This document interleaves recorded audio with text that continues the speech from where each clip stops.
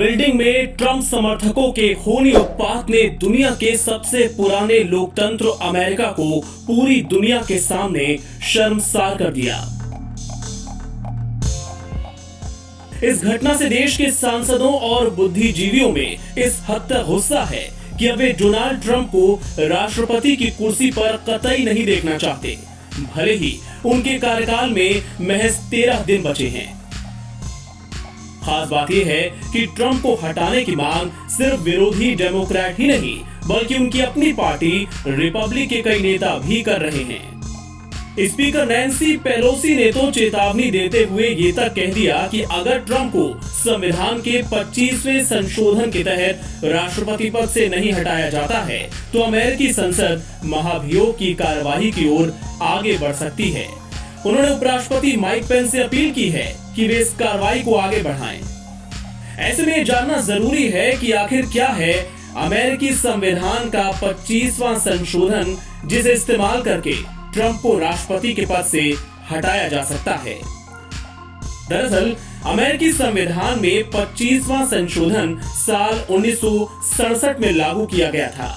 इसके तहत यह प्रावधान किया गया कि अगर राष्ट्रपति शासन करने में अक्षम है, वो इस्तीफा दे देता है या फिर उसका निधन हो जाता है तो उसकी जगह किसी और को ये जिम्मेदारी सौंपी जा सकती है।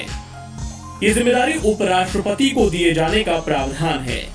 संविधान के 25वें संशोधन में यूं तो 4 सेक्शन हैं, लेकिन ट्रंप के खिलाफ सेक्शन 4 के इस्तेमाल की बात कही जा रही है।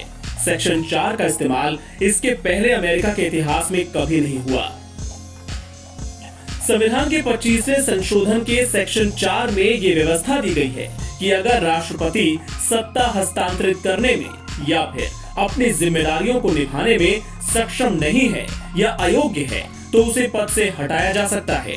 इसे लागू करने के लिए अमेरिका के उपराष्ट्रपति की सहमति जरूरी होगी, साथ ही कैबिनेट का बहुमत भी चाहिए होगा।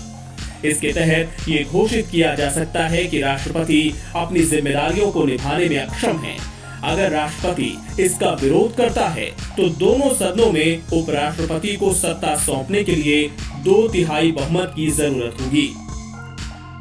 वैसे कैपिटल बिल्डिंग में हुए उत्पात की दुनिया भर में तीखी आलोचना के बाद ट्रंप के तेवर भी ढीले पड़ चुके हैं।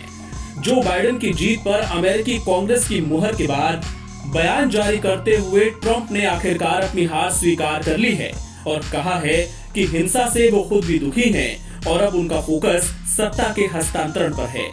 ट्रंप अब चाहे जो कहें, लेकिन जाते जाते उन्होंने अमेरिकी लोकतंत्र को एक गहरा जख्म तो दे ही दिया है। अब देखना होगा कि उनकी विदाई 25वें संशोधन या महाभियोग की कार्यवाही के जरिए होती है या फिर 20 जनवरी तक का इंतजार किया जाता है।